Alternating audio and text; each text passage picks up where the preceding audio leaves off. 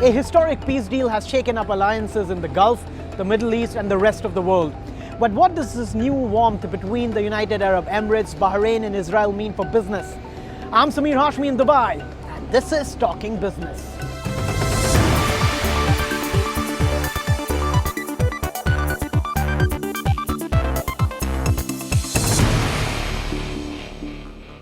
A historic deal that could be worth billions of dollars in terms of new trade and business. The so-called Abraham Accords, signed between the United Arab Emirates, Bahrain, and Israel, has certainly injected new impetus in these economies as they start 2021. In a moment, we'll look at what does this deal mean for them, the region, and I'll be discussing that with my guests who have joined me here today.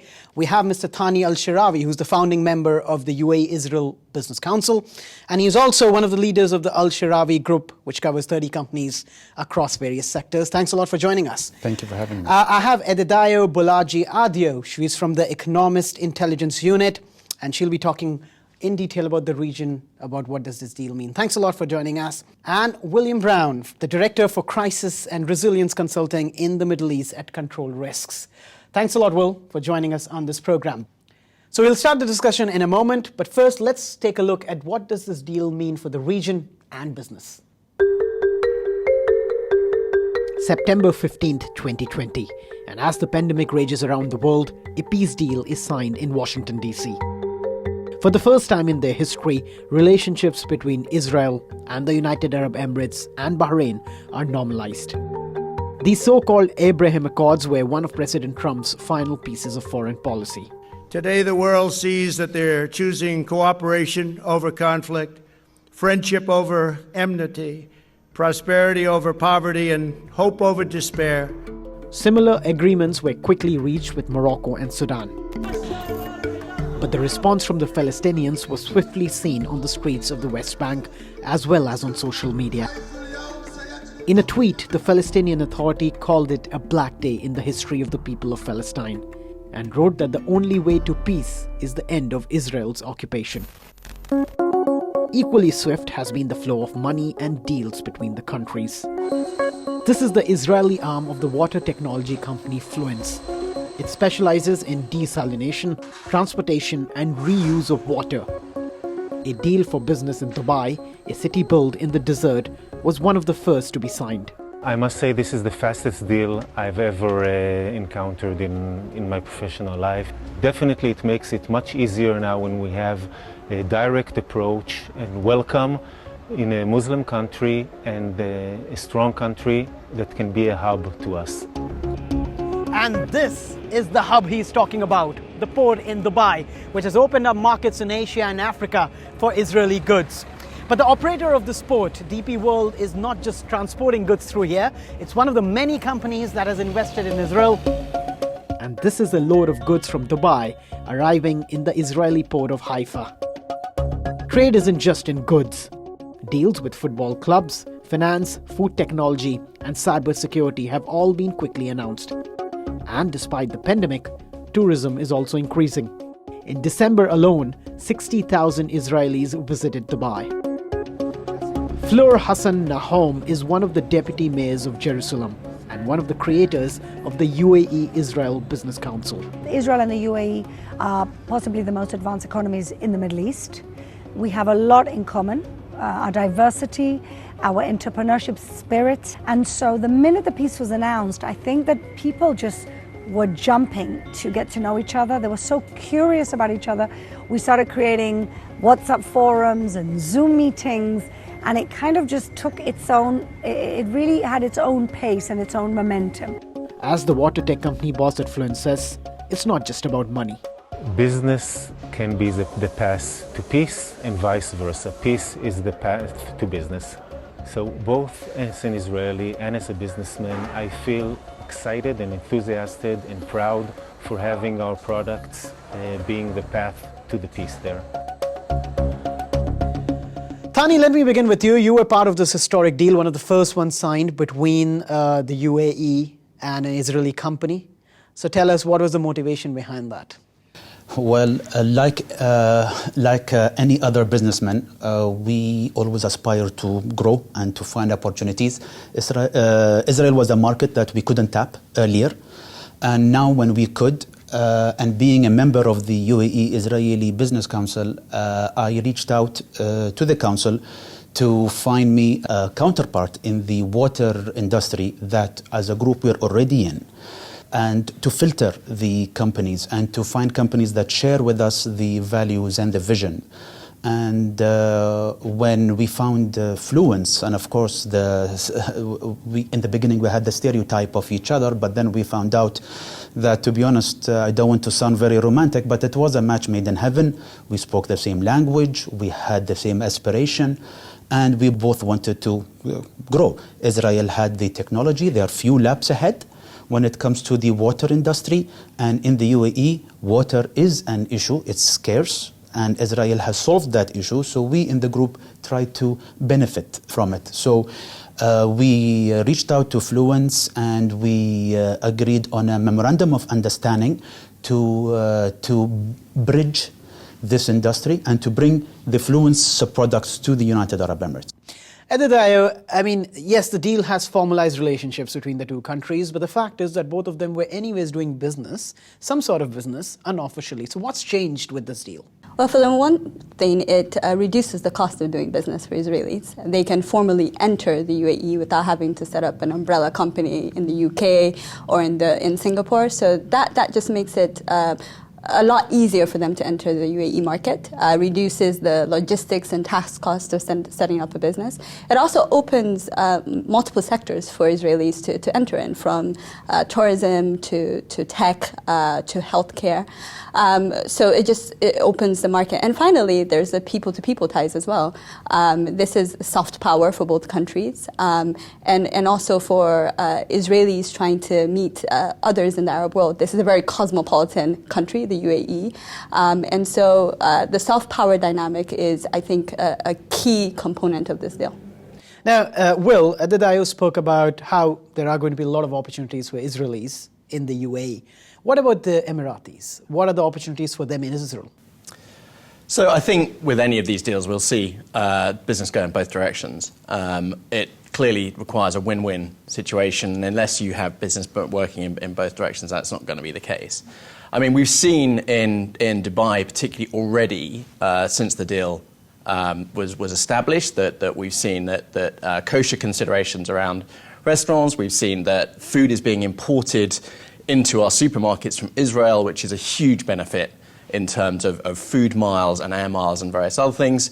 And from a personal point of view, I've also seen there is now a Krav Maga gym that's opened in the town within weeks of the deal settling. So this is clearly, there are transactions going in both directions already. Adedayo, I want to come to you. I mean, this is not the first deal between Israel and an Arab country. They've signed deals with Jordan and Egypt, but they weren't that hugely successful in terms of business, at least, and even in terms of achieving what they were set out to. Do you think that there are going to be challenges even for this deal to work, or is this different from the other two? I think the logic of the deals are quite different. The logic of the deal with the normalization with Egypt was born of trying to end a war. And the logic is sort of similar with Jordan. And there have been political skirmishes that sort of made those deals not successful. This deal is different because the emphasis is really on making sure that people on the ground feel the economic benefits. So from the beginning, the deal is all about trying to get those people-to-people flows, those financial flows going, which is unlike the deals in the past. So while there will be challenges, and those challenges will really relate to different systems of doing business, I don't see the political challenges as being the same. Thani, you're quite optimistic about this deal, but the fact remains that there is still a section out there, even within the UAE, which still sympathizes with the Palestinian cause, and there is a mistrust between the two communities that's existed for decades historically. Do you think that's going to be a challenge? Definitely. We were adversaries for a very long time. Even if the United Arab Emirates has not been into war with Israel directly, but definitely there will be reservation, but the UAE has taken a stand that they are supporting the two-state solution, so they have not given up on the Palestinian cause. There are still Palestinian sympathizers that will not be forgotten. Having said that, we will have to weigh the benefits to the reservations. And I think with time, the benefits will outweigh these reservations.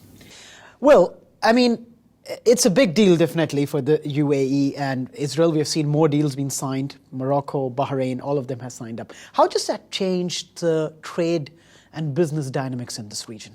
I think it's clearly going to have quite a significant impact on the dynamics. I mean, I think one of the things that you see is that from the Arab nations' point of view, there are quite a lot of adversarial views of the deal. We're seeing that in a reaction in some of the elements around some of the technology threats that we face in the region.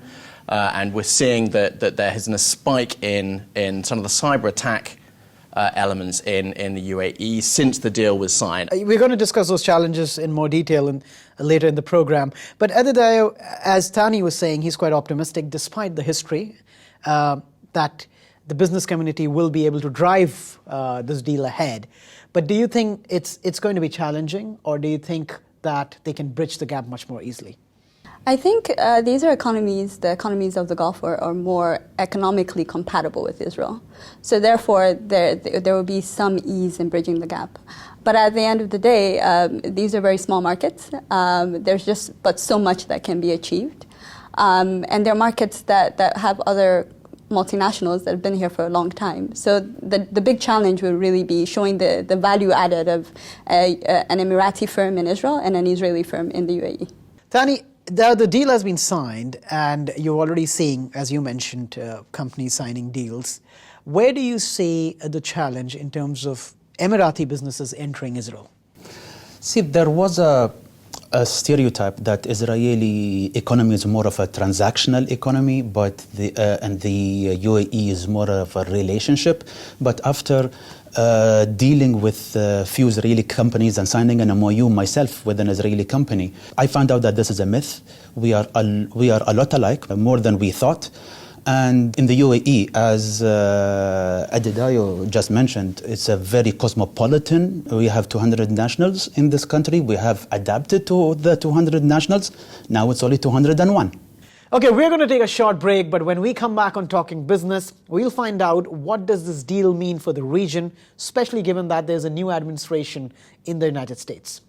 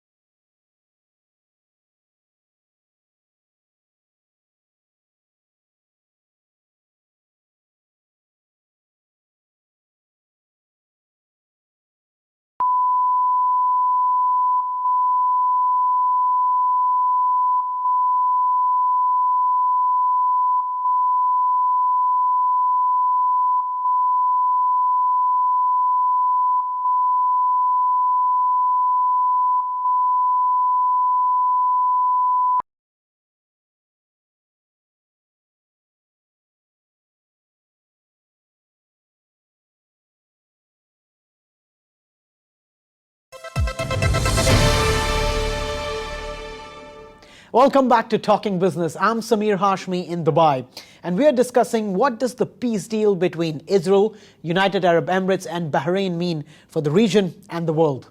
Tani, let me come to you. Do you expect now more countries in the region feeling confident to sign up this deal? Sure. Especially the business communities. For sure.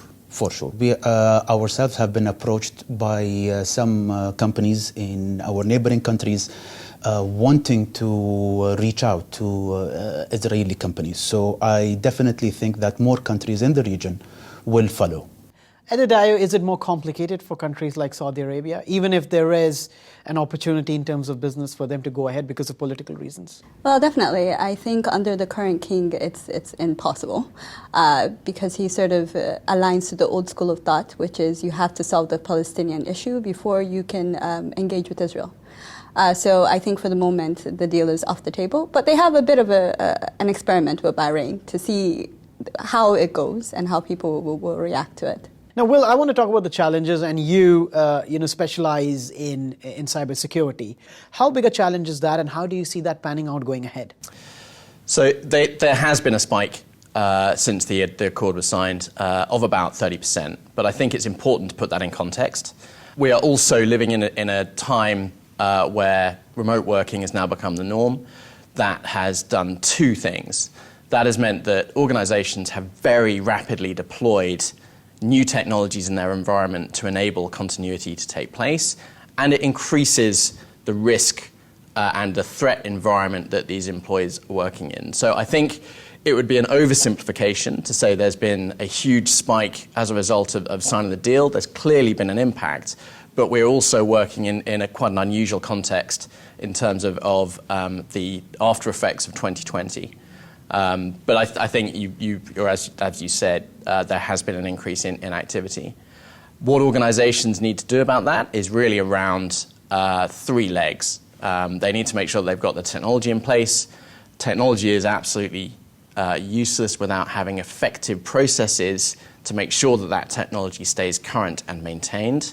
And the most important element is around making sure that people are aware and that their people don't expose the organization that they're operating in to these attacks and the threats that are coming through. Thani, is that a worry? Because as Will was saying, that cyber attacks have gone up. Security of people, especially businesses that are involved in doing business with Israel and vice versa. So is that a concern? Concern? No, because who's a better friend to have than Israel when it comes to cyber technology? But of course, this is a variable that will need to be considered in like we do in our organization, and I'm sure all of the other organizations take care of that. Where Israel can help us a lot in protecting our firewalls by having stronger ones. Adhidayo, now, Iran, of course, was unhappy with this deal. How does that play out in terms of the region, given that the deal has already been signed, and could we see more threats from that side? I think definitely we'll see more threats from Iran. What we're seeing is a new economic and security bloc with Morocco now in the deal in Sudan as well. But in the Gulf, I'm not quite sure. One of the challenges with dealing with Iran in the Gulf is that every country has its own view on Iran. So Oman, for example, is quite open to Israel, but still has engagement with Iran, and the same can be said for Qatar. So there is now more at stake for Iran as well, and therefore there'll be more heightened competition. Now, the other change is that we have a new administration in the United States. How does that change things over here? The deals have been signed, but what about the potential deals that could have been signed? Because a view here is that the Trump administration was able to push a lot of these deals through, and there was support from the business community. How do you see that panning out? Will, you want to take that first? I think what we anticipate is that there will be a softening on the position with Iran over time. However, that is not going to be something that happens immediately. We're not going to click our fingers and go back to the JCPOA in 2015. And the reasons for that is that some of the sanctions that have been put in place and the regulatory framework is going to take quite a long time to unwind. So very similar to what we expect to see with the US and some of the other nations in the world, there will be a period of time when we start to see a normalization and stabilization, but it's not going back to where we were a few years ago. But we definitely see that starting to work in that direction. And Adhidayo, do you see more countries signing up or signing deals? Apart from Saudis, we discussed them, yeah.